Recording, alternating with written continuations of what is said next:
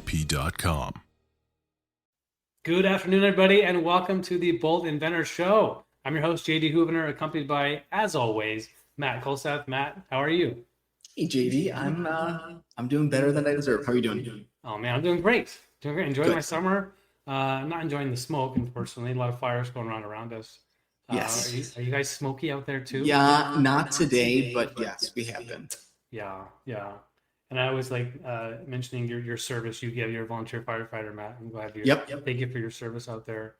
In Minnesota. Of course, it's my pleasure. It's a ton of fun to be of service to my community. Yeah, well, it's incredible, and I know that's a big need right now. So, all thoughts out there for anybody out there affected by the fires out in Spokane. For sure, it's close to us, and we're catching all that smoke. But today we're having fun. We're live on Facebook, LinkedIn, and YouTube. We're a couple of attorneys talking intellectual property. And if you missed us, you're watching now after the fact, you want to watch us live, there's a good chance we'll be back on live every Wednesday. So hop on Wednesday at noon Pacific time, 3 o'clock Eastern, and participate, join in, ask questions. We're not going to give you any legal advice, of course, nothing confidential about a live broadcast, but that's a good place to put in some hypotheticals, some questions about the process, maybe some change the name, circumstance, a friend, a brother, a relative that has a question. That'd be great. So I don't see anybody on live right now, but if you are live and you have a question, we'll put you to the top of the list, and you get to ask questions of our guests as well. So speaking of guests, we do have Dr. Tara Youngblood on, and she's going to be helping us learn about sleep. She's an incredible entrepreneur, 50 plus patents, Matt. And she's been written about all over. She's got a Forbes article that got published just back in June. She's qualified. She's very sounds qualified. Yeah. So I'm truly humbled to have her on, and we'll have a good chat. We'll talk about what she's been up to. So since we have a kind of a shortened format, I thought we just get right to the interview. Matt, if you had anything you wanted to open up with? No. Traveling a bit, doing some work and business. Personal. Yeah, it's been a busy summer. So we were in Japan with the kids for a month, and came home, and then the kids went to camp for a month, and so we've been busy with work and catching up and house, and all good things. All good things. That's the wonderful thing about working as an attorney here at Bold, and of course, being able to work anywhere in the world, as you're able to stay in touch with clients and continue working even while traveling. So good. We're here. You having a good summer? Yeah, having a good summer. Keeping the kids busy with all their stuff, camps here and there, sport camps. We got a pool coming in. It's been slow and steady in terms of its progress, but concrete's going to get poured next week. So very excited to show that off once it gets done. A lot of concrete, but it's okay. You have to walk on something solid around the pool. Yep. So it'll be good. That's super exciting. Once that's all in. Not getting as much sleep as I need. So on that topic of sleep, let's bring on our expert, Tara. Thanks for coming on the Bold Inventor Show. Hi, I'm thrilled to be here. Hi, Tara. Yo. All right. Well, okay. I thought we just kick things off about yourself, and you've got tons of inventions that you've been a part of, invented, and how you've got a consulting company. Tell us what was the first one? What was what got you hooked on inventing? Yeah, so I don't know if anyone in your audience has heard about the chili pad, but that was really one of the first products. The original patent was in 2008. And so, really created a whole new market. There's other competitors in that space now. But at the time, there was no thermal regulation in bed. And the idea of it really came from, car seats. A driver and passenger could pick different temperatures, and you really couldn't do that in bed. And at all places for 8 hours, two partners very rarely sleep at the same temperature if they can choose. And so that was really where it started. But the science behind thermal regulation and its role in sleep really got me pretty nerded out on it. And so very quickly, because it was doing really magical things, so it led to a lot of different studies and partnerships with the military over the years. And it's pretty amazing what you can do to hack sleep with temperature. Yeah. Well, can you? Yeah. I'll jump in real quick, Tara. Can you give us a couple sleep hacks, or like what's the best temperature for sleeping for most folks? Yeah, so it's kind of a complicated answer.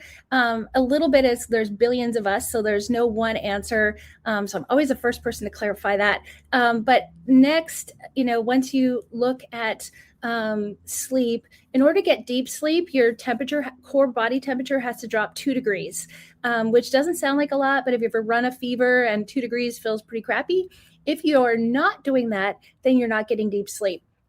And it really needs to happen in the first half of the night. And so one of the ways, even with like someone with PTSD, like we've worked with different veterans and they're not able to get deep sleep, thermal regulation actually goes right past the prefrontal cortex, allows you to talk to the older part of your brain, evolutionary wise, and say, we just need to get to sleep. So when you cool someone, especially in the first half of the night, and you allow them to drop into deep sleep, you can actually help someone that hasn't been able to get deep sleep because of PTSD or trauma or depression, mental illness, and allow them to really do that. And so that was part of the big unlock for the military and soldier readiness is even if you only have 4 hours in the rack, how do you get someone the best? Turn the air conditioning on? Yeah. So cooler is generally better. But that said, ambient temperature really is not the only factor because once you're on a mattress, what that mattress is made of, how you cover yourself up with, if you have dogs, kids, partners, all the other things that end up climbing into bed with us, all factor how warm that gets. And so you can have it super cool in the room, but then if you're, crammed in with kids and dogs and whatever other stuff, and your mattress has memory foam, which heats up in 45 minutes. I could talk about memory foam for a long time. So what I'm hearing is it's not a simple answer. It's not 67 degrees. No, it just means you have to be able to go from 98 to 96 in your core body temperature.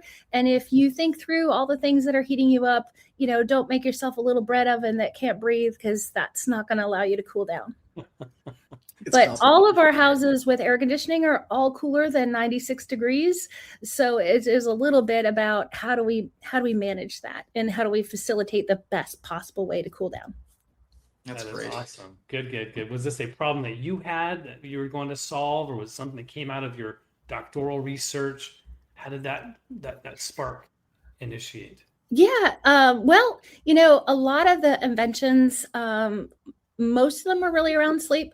But a lot of it came from, sort of solving, like I said, Todd, my husband, has always slept really hot. And so it was, how to be cooler. Cause when he traveled a lot, but when he came home, I'm like, oh my goodness, putting up pillow berms and like how to keep that heat on his side, was just, again, a comfort factor. It really wasn't about even the science of it. And it was really over the last, the next sort of 15 years of being in sleep. And sleep now has become a cool topic. It really wasn't when we first started. Even mattress stores still to this day don't really sell sleep. They sell a piece of furniture you sleep on. If you ask an RSA in a mattress store, it's one of my pet peeves, and I'm working hard to change that, is they really don't understand sleep or what is required to get good sleep. And so as a consumer, back to those, everyone wants those same 3 tips. It's really more about, we have 3 pillars that affect our sleep: our behavior, our mindset, and those, how those all come together, and obviously the environment. So those 3 things, how they come together, affect our sleep, and they're all levers. And so for some people, light is really important. Other people, it's less important. Temperature may have a bigger role for someone and less of a role for someone else. Understanding those, just like variables or claims in a claim chart for a patent, they all have interdependencies, and they, there's dependent claims and there's independent claims, and it really works very similar to that. And really all aspects, nutrition, you see that, most of us understand okay, this definitely affects me and it doesn't. Some people, fasting works and it doesn't for others. It is about being a scientist for your own body, and sleep's really no different. So cool. Thank you for sharing that. Let's see. I had a couple things pop up in my head as you were talking. I think let's start with this. So if the patent system itself, patent process, you've learned that over time. And something by getting so many patents. You mentioned claims. I mean, I think some inventors that are just getting started don't really understand claims. Something you do have a firm grasp on that. And as I had my sign over here, we help inventors here. Mhm. We're attorneys. We help them acquire the assets, but we tend to stop there. And we know there's a big journey that is in terms of getting the product sold and having success in the market. Building a business is so hard and so foreign. And I know you've got a consulting company. I want to make sure we at least mention that as part of this. How are you now through T2 consulting or on your own? How are you helping these tech founders, these inventors, find ways to make impact, make money with these solutions? Yeah, I think that's the favorite part. Both Todd and I do, the paid consulting, but we also do free mentorship in our startup community here in Charlotte. And it is really important to kind of work through the full landscape. And just like I talked about pillars, every business has those core pieces, and you need to make sure it's really easy as a single entrepreneur or startup that you're like, okay, this is my area of expertise. And we were actually just talking to one of our clients, and his magic is in his invention. He's got an amazing invention, but he's a product guy and he really wants to just do product stuff. And it's like, okay, but you're the single CEO, and we can help you with marketing, and we can help you with biz dev, and we can help you with those pieces, but you're going to have to wear many hats. And I think that is probably the hardest part is, certainly when you're super broke in the beginning, how to wear those different hats, certainly outside of your comfort zone. And then, over time, had a different conversation today about, how do you surround yourself with board members or other people, even early investors that can contribute to those zone of genius that you may not have, that help give you that support, and help fill in those gaps. So you don't feel like every decision rests on the shoulders, and especially in areas where that might not be your core background. Again, if you're a product inventor, that's great, but it might not mean you're a marketing expert. Certainly in today's complex world of e-commerce and where it's headed and how it feels like it changes monthly, just about, what to do next is hard. And that's where find experts. It's generally worth, if it's outside of your area of expertise, just like legal. I've filed a lot of patents, but it doesn't mean I don't hire an attorney for that end step. It's great, but I'm not in the business of writing my own patents. Obviously, I'm pretty good now. I can take it pretty far before I pass it. I think my attorney would say I'm pretty good at claims writing on my own, but I'm still not looking to file that by myself. And so, similar for taxes and all those other things, find the experts that are going to help you do it right, and surround yourself again with those other geniuses. Yeah, no, that's great. Thank you for mentioning that. I think so. It sounds like you're advising founders to not do it all, to find ways to, even on a bootstrap budget, look to rely on experts, at least those that have been there and done that in the areas that they don't hit home runs in, so that they can spend a lot of their time inventing, reinventing, creating the next version of their product. So that's fantastic.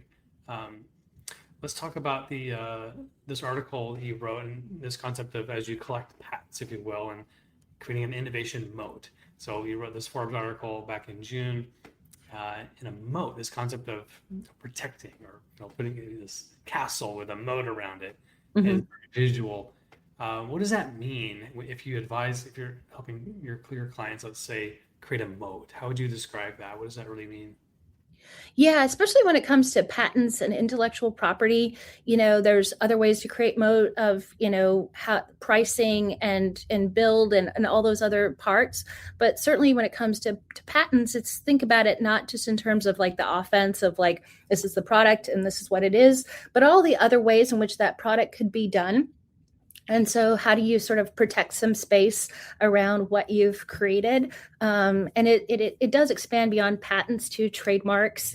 We've had a lot of conversations over the years of like, oh, there's a trademark thing. That's intellectual property. Those are things you can own. What are the taglines and the claims that you have, even from a marketing perspective, that you can, trademark and add to your assets. And so, that broad approach of when you look at, depending on what the invention is, but early on, my attorney was like, okay, well, here's your invention. It's a physical product, but you also have access to sleep data. What does that look like on how you manage the back end? How do you talk to the cloud? How do you do that?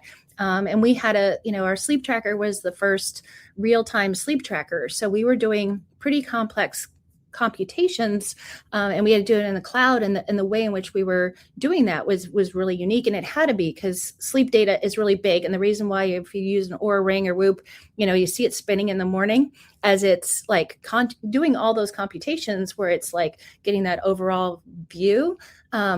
Doing that in less than 5-minute increments is big batch processing. And so even though it's not a sleep patent, it is sort of, because we figured out a unique way to be able to do that and do that fast enough, then that we can adjust the temperature in real time to change sleep outcomes. And so it is something where that's not necessarily part of your core invention, but we also looked at heat sinks because, again, the cooling technology, all of those are adjacent spaces, but it all helps build that larger moat. It widens it. It makes it broader. Yeah. Let's take a minute on that. I mean, something Matt raised his hand and he said Oura Ring. I don't have that, but I've got a sleep number bed, and I do look at that number every day. And I'm not alone. I think people are more and more aware now. You mentioned that now versus 10 years ago. Sleep, what's my number? How am I doing? How am I sleeping? I feel like it's a lot of jumbled. There's a lot of competition maybe out there. With Apple get involved, right? They're all their different tech. What do you see in the next 5 years? Do you see things kind of consolidating into one number, or people just staying where they are in this kind of mess of different gadgets and devices and numbers? So even as someone that has designed our own sleep tracker, I will say sleep trackers are innately flawed by the way they do the measurement. It's a calculation of heart rate variability. And again, I talked about that look back aspect. And it's should be looked at as a trend score. So not exact number. It is much more a trend. And I think everybody's had one of those mornings where you woke up and you either felt amazing or you felt like crap and it didn't match the number. And you're like, WTF, what happened here? Most of them are kind of 60% accuracy or less. And so it is important to, if you're tracking it, it's a trend. It's like getting on the scale every day is the closest equivalent. And you can fast for a day and gain weight. You're like, what the heck? I'm up. Like, I just fasted. It's more of a window. And you think of that weight in terms of like every 3 days or those kind of things and the different things that impact that. It's much more of a complex story than just a one number fits all. And so they're now starting to see studies where, unfortunately, when the number's bad, you're like, I actually felt okay, but now it says I suck. And you're like looking at that going, I guess I should have a shitty day, a crappy day.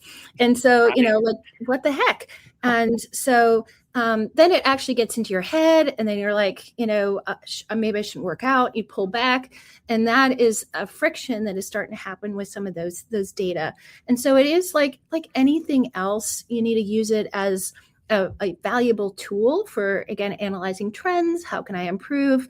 If you're using it as a feedback loop, it can be very helpful. But actually just putting a, happy face, neutral face, or frowny face and tracking that for a month will probably give you a similar kind of trend. And that is not because I don't like, sleep trackers and data. I'm nerdy in that, but it is important to put it in the category of sleep is a bigger picture. And when you're trying to improve sleep, thinking in terms of weeks and a month is sometimes helpful. That is so cool. Good stuff. So don't get caught up in the hourly or even daily back and forth and trying to get too much out of it. You said, yeah. Let's go ahead and mention what your sleep tracker is. You're on air. What's the name of your sleep tracker? It's actually, I have exited from ChiliPad, but ChiliPad does have a tracker that went with it. Yep. So it had, and it was hooked up to the Doc Pro. So it in real time would adjust the temperature to be able to increase sleep outcomes. So back to that cooling aspect and the thermal regulation. If you can go a little bit cooler when you hit that deep sleep, you can actually extend your deep sleep window and make that longer. You can warm up during REM sleep, and it does something similar. So, back to conversation of AI, played around with machine learning very early to sort of create those algorithms and to manage that back and forth. So kind of got me into my my next 4 article should be coming out, but it's on AI, and has to do with, the idea of how we use that to improve health outcomes. Got it. Let's dive in one little layer deeper to get a little nerdy. We've got a couple minutes here. I want to get in terms of data. You mentioned heart rate variability. I know there's a lot of news about that. I look at it, but I'm like, okay, is that becoming easier to measure? Are there other things that are being tracked now? What's kind of on the horizon of tracking and data? Oh, I love this question. Okay. So can I jump in really quick too? Because I've always thought, like, you mentioned that, all the variables like light and noise. I mean, we have these smart cell phones that have all these sensors on them. Why aren't we collecting that data to, correlate? Yeah, the sensors on your body I believe are the next thing. I have a new invention of a mattress and a pillow, and it actually takes all the electricity out of it, and it's more of like a view back to the waterbed. My husband's uncle invented the waterbed, so sort of multiple history of different inventions, a little over 50 years ago now, and he is quite the wacky inventor. But it is new, and it takes all the electricity out on purpose on how do we do passive cooling and how do we manage pressure relief and some of those other variables. But the future of tracking and observing, I believe, is in the bed frame. And what is coming, there's some great patents. Over the years, I've gotten to work with some of the top minds in the world on sleep tracking and what that is. And it is touchless and it is full body. And I do believe the future of health in general is you won't have to, the physician shortage is going to happen. At CES, they were talking about there's not going to be enough doctors to do that. How do we, manage that and have the coupling of the doctor that will still hold your hand and tell you what's wrong, but with giving them all the right data. If we're fully scanning ourselves every night while we're asleep, the data from that should inform health decisions in a way that has not been seen so far. So, I think that there is a lot. Well, you got to tell us, what are we going to be? What do you think they could measure that they're not measuring now? What are they hoping? Oh my gosh, they're the ability for sensors to measure. So the predictability part using AI with sensors, even if you look at like their radiology of like looking at a scan of your lungs and they're like, no, I don't see any cancer. AI can pick that up years before it's being able to be seen by a doctor. So when you look at scans and how AI coupled with that sensor technology is able to find anomalies, silly things like, we think of a UTI, but for an older person, that can be a pretty big thing. It can lead to a stroke and other things. As a young person, we're like, whatever, that's not great, but not bad. But as we get older, some of those things that weren't that complicated before can, and being able to detect that days before any symptoms evolve, so that it can be like, here's your medication just arrived, this is coming, and you just start taking it and you don't ever get the symptoms. That is the future, is not just symptoms as they appear, but being able to predict what's coming and pre-treat instead of waiting for it. And I think that is the human plus AI plus sensors which is just, I think, a great future state. Got it. So the reason why we're short on doctors is because you're saying the detectability of disease is going to happen way earlier, and so than it has ever before. So therefore, we don't have, it'll help reduce the stress. Yeah, it should help with that. I think it's still going to be a shortage for sure. There's not going to be enough health providers, but I do think that is where AI is going to be a good thing. Sure. Staying deep technical for one more minute, maybe. Let's get away from the data and the analysis from AI. How about technical sensor, like hardware? Mm-hmm. Are there any hardware breakthroughs that you see in sensing? Yeah, I don't think most consumers are aware what's happening with some of the radar technology. There's some really great ways in which radar, and we think of radar as like, police scanner, catching us for speeding. But again, back to like wearables as having to wear sensors. I think, because there's compliance issues, there's battery issues, there's, things that, all of those combined, you might miss a night because you forgot to charge your Oura ring, and then you put it on your nightstand and you're like, well, it measured my nightstand all night, but it didn't measure me. And so, how do we bridge that gap? Certainly for our most at risk populations, is, even when we were looking at soldier readiness, we're talking about, young people that are not always compliant. And so how do you help bridge that gap to make sure that they stay healthy? Non-wearable sensors really can help that. Fantastic. Okay. Well, we're wrapping up our show. Let's talk about ways for people that are listening now or after on a pre-recorded that want to get hold of you. What's the best way for them to reach out and talk to you? Yeah. I'm on, all the major socials under Dr._Youngblood, Facebook, Instagram, all those kind of places. Yeah. But also t2consulting.co is our website for consulting. So if you have questions about that, if you want to know more about the bed, mattress, etc., that is jellysleep.com. And so you can also reach out through all of those social channels, either of those, or find me on LinkedIn. I feel like I'm pretty approachable on all those things. So wonderful. Well, with a few minutes left here, let's always like to think about our clients, those that we're working with, individual independent inventors that are out there trying to make a difference. What are some of the golden nuggets maybe that you've gathered thus far in your career that kind of looking back, I wish I would have done this differently, or I wish I would have had this perspective? What are some of the 1, 2, maybe 3 really big pieces of advice you could give to a brand new entrepreneur, a new inventor starting today?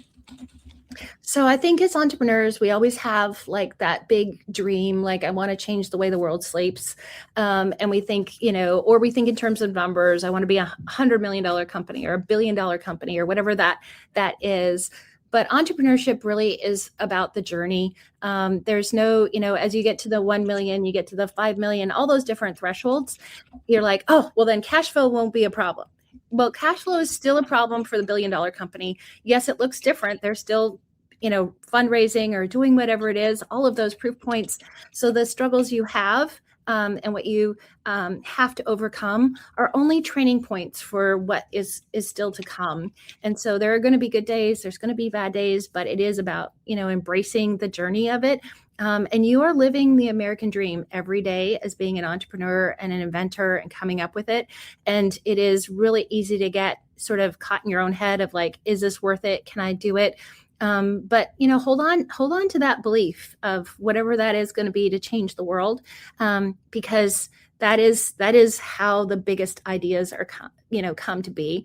And then the other like amazing piece of advice was actually early on, and we were sitting with a bunch of really Silicon Valley billionaires, and they looked across the table and they're like, well, if you can't imagine what the $1 billion version of that is, then go back to the drawing board. And so if you're not thinking big enough, what is the version of that looks like $1 billion? Don't think about just what looks like $1 million or $10 million, but what is that plan that gets you to that $1 billion idea? Because by thinking bigger, by kind of expanding out to that 10,000 view outlook, you're going to see things differently. And even if you don't know all the physical footsteps that go between here and the $1 billion, if you can't imagine what that invention would look like, if it could change it at $1 billion scale, think bigger. Up, do it bigger. There's lots of books on like, 10x is easier than 1x kind of stuff. And there is, think bigger. Think bigger, because it'll allow you to get past the little. Think bold. Think bold. There you go. Oh my gosh. Well, we're going to end on that. There's no better note than that. Thank you, Matt. Thank you, Tara. Fantastic summary. Thanks again for being on our show. It's such an honor to have you on, a privilege. So we'll have to have you back and get in touch with you. If anyone has questions, they missed this live. Again, we're live every Wednesday on our channel at boldpatents.com. Matt, Tara, thank you. We're going to wrap up. Have a good day, everybody. Go big, go bold.